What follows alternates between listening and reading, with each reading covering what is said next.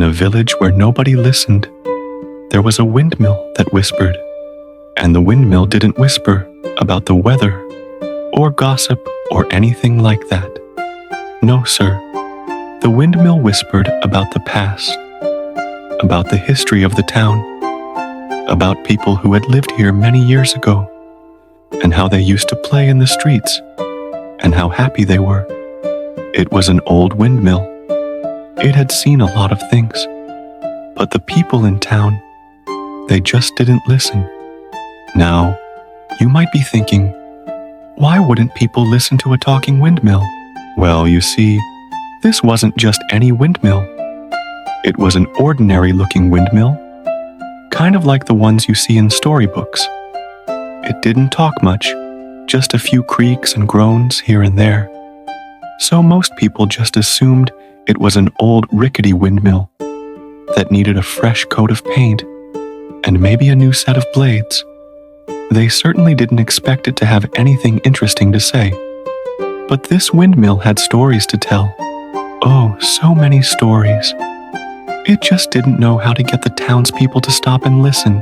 One day, though, something wonderful happened. A boy with big ears moved to town. His name was Finley, and he had the biggest ears you ever did see. They were floppy and soft and perfect for listening. Now, you might think that having big ears would make you want to listen more. But that wasn't true for Finley. He was always distracted by something shiny or a good game of tag. That is until he heard the whispering of the wind. He was playing near the windmill one day when he heard it. At first, he thought it was the wind whistling through the cracks in the blades. But then he realized it was definitely a voice. A tiny, creaky voice saying, "Do you remember the time Old Man Hemlock fell into the river while trying to fish out his hat? Ha ha. Oh, and then Mrs. Periwinkle. She blamed it on the dog, even though everyone knew it was her husband's fault. Good times. Good times." Finley tilted his head and listened more carefully. What was that? He asked himself. Did someone say something?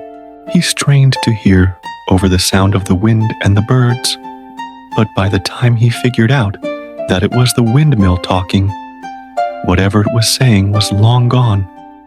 This happened a few more times, and each time Finley got a little bit closer to the windmill, hoping to catch what it was saying. Then one sunny afternoon, as Finley sat beneath the windmill, patiently waiting for it to start talking, it did. "Ah, yes," it said. "Do you remember the time young Toby tripped during the annual pie-eating contest and covered himself in apple pie? How we all laughed. Oh, those were the days." And this time, Finley was ready. He had his big ears perked up, and he caught every word the windmill had to say.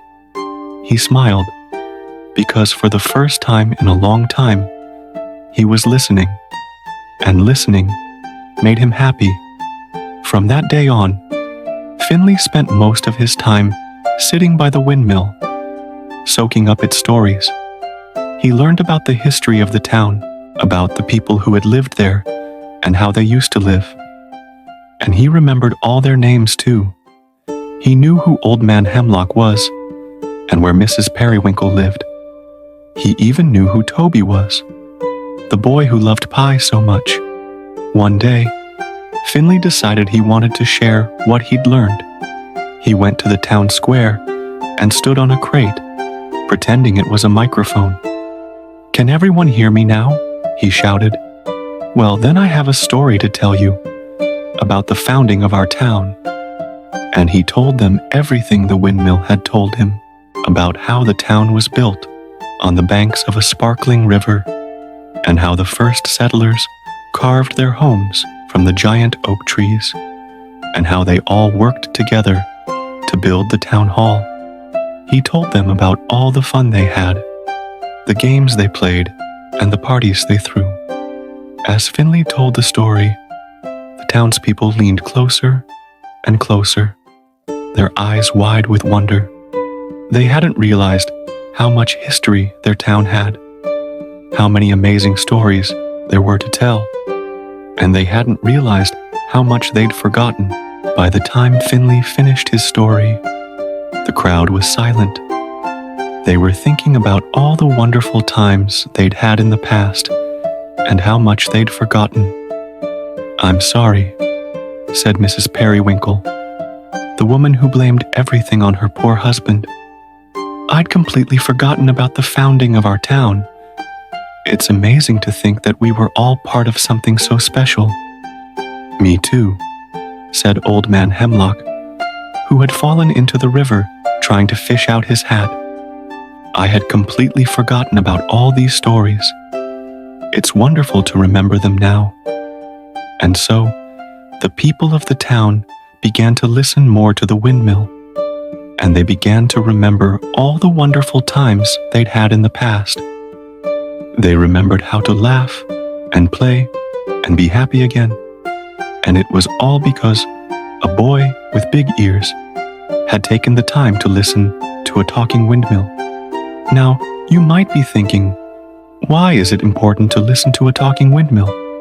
Well, you see, the thing about listening is that it makes us wise. When we take the time to really listen to other people, to the world around us, we become wiser. We learn things we never would have learned if we had just kept talking. And sometimes, just sometimes, we might even learn something about ourselves. You see, the people in this story forgot how to listen, and they forgot how to care about the things around them. They were so caught up in their own lives, in their own problems, that they didn't take the time to appreciate the beauty of the world around them. They didn't listen to the birds singing in the trees, or the flowers blooming in the garden. They didn't watch the sunset or listen to the rain falling from the sky. They didn't take the time to appreciate all the wonderful things life had to offer. But when Finley came along and started listening, he reminded the townspeople how to do that. He showed them that there was more to life than just working, paying bills, and watching TV. There was beauty all around them, if only they took the time to look for it. Now, you might be thinking, why is it important to appreciate the beauty in the world around us? Well, you see, the truth is that life is full of beauty. If we take the time to look for it, we will find it. The problem is that most of us are too busy to appreciate the beauty in the world around us. We're too busy worrying about the future or dwelling on the past. But if we could just stop for a moment and appreciate all the wonderful things life has to offer, we would be much happier. The people in this story forgot that. They forgot how to appreciate the beauty of the world around them. But when Finley came along and started listening, he reminded them how to do that. He showed them that there was more to life than just working, paying bills, and watching TV. There was beauty all around them, if only they took the time to look for it. And so, the people of the town began to listen more, not just to the windmill, but to each other too. They started taking an interest in their neighbors' lives, and they began to care about the things around them. They planted flowers in their gardens and hung bird feeders in their yards. They waved to their neighbors and smiled at strangers. They took the time to appreciate all the wonderful things life had to offer, and they were much happier for it. And as for Finley, well, he continued to listen. He became known as the boy who listened, and people would come from all over to sit by the windmill and hear its stories. And every time Finley heard a new story, he shared it with the townspeople, and every time he did, they remembered a little bit more about themselves, about their town, and about each other. And that is the power of listening. It is the key to wisdom, happiness, and understanding. So whenever you have the chance to listen, to really listen, do it. You never know what you might learn. Thanks for coming along with us on this adventure. Don't forget to like and subscribe. Good night, little one.